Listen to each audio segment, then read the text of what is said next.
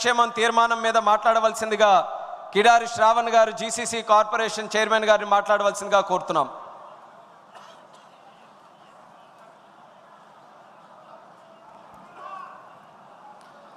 అందరికీ నమస్కారం.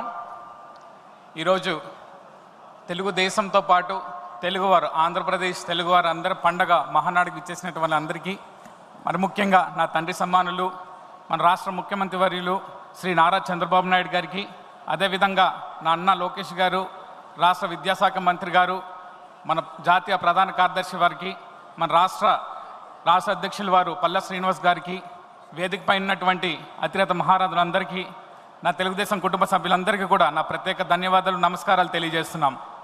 ఈరోజు గిరిజన సంక్షేమం తరపున మాట్లాడడానికి అవకాశం ఇచ్చిన అందరికీ కూడా మరోసారి ప్రత్యేక ధన్యవాదాలు తెలియజేసుకుంటూ, ఒకసారి మనం అందరం కూడా గుర్తు చేసుకోవాలి. సుమారుగా గతంలో తెలుగుదేశం ప్రభుత్వం ఉన్నప్పుడు, ముఖ్యమంత్రిగా శ్రీ నారా చంద్రబాబు నాయుడు గారు ఉన్నప్పుడు అనేక విధాలుగా గిరిజన ప్రాంతాన్ని అంతా కూడా అభివృద్ధి చేసే కార్యక్రమం చేశాం. అన్ని విధాలుగా కూడా మారుమూల ప్రాంతాల్లో రోడ్లు ఇవ్వడం అయితేనేమి, మారుమూల ప్రాంతాల్లో తాగునీటి సమస్యలు అయితేనేమి, మారుమూల ప్రాంతాల్లో నివసించినటువంటి పేద గిరిజనులకి సొంత ఇల్లు కల నెరవేర్చడం అయితేనేమి, లేకపోతే కష్టాల్లో ఉన్న వాళ్ళందరికీ పెన్షన్లు ఇవ్వడం అయితేనేమి, రేషన్ కార్డులు ఇవ్వడం అయితేనేమి, విద్య ఇవ్వడం అయితేనేమి, అన్ని విధాలుగా కూడా ముఖ్యమంత్రి గారు శ్రీ నారా చంద్రబాబు నాయుడు గారు ప్రత్యేక దృష్టితో ఈరోజు గిరిజన ప్రాంతాన్ని బాగు చేసినటువంటి పరిస్థితి. అయితే ఈరోజు ఒక విషయం గుర్తు చేయాలి. సుమారుగా 2019 నుంచి 2024 వరకు కూడా గిరిజన ప్రాంతం అంతా కూడా అన్యాయం అయిపోయిందని చెప్పి కూడా ఈ సందర్భంగా తెలియజేస్తున్నాం. ఎప్పుడైతే వైసీపీ ప్రభుత్వం వచ్చిందో, ఎప్పుడైతే జగన్మోహన్ రెడ్డి దుర్మార్గుడు మన రాష్ట్రానికి ముఖ్యమంత్రిగా వచ్చాడో, ఆ రోజు మా రాష్ట్రంలో ఉన్నటువంటి సుదీర్ఘ గిరిజన ప్రాంతం అంతటి కూడా అన్యాయం అయిపోయిందని కూడా ఈ సందర్భంగా తెలియజేస్తున్నాం.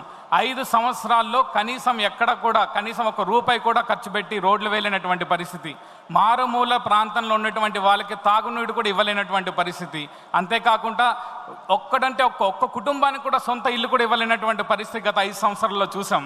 అంతేకాకుండా ఏదైతే అక్కడ ఉన్నటువంటి గిరిజనులందరూ ఉన్నామో 70-80% మంది గిరిజన ప్రజలందరూ కూడా బిలో పోవర్టీ లైన్లో బతుకుతున్నటువంటి కార్యక్రమం జరుగుతుంది.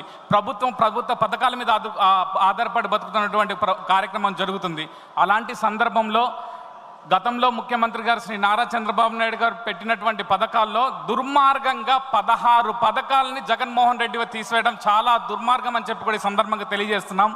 అంతేకాకుండా ఆ పథకాలతో పాటు గిరిజన ప్రాంతానికి ప్రత్యేకంగా నిధులు కేటాయించి, ఏదైతే ట్రైబల్ సప్లై నిధులు ఏదైతే ఉంటాయో, గిరిజనుల కోసమే ఖర్చు పెట్టేటువంటి నిధులు ఏవైతే ఉంటాయో, 5 సంవత్సరాల్లో 5,000 కోట్ల రూపాయలు జగన్మోహన్ రెడ్డి దారి మరలించి వాళ్ళ సొంత ఖర్చుల కోసం వాడుకోవడమే కాకుండా దాన్ని దోచుకునేటువంటి కార్యక్రమం జగన్మోహన్ రెడ్డి గారు చేశారు.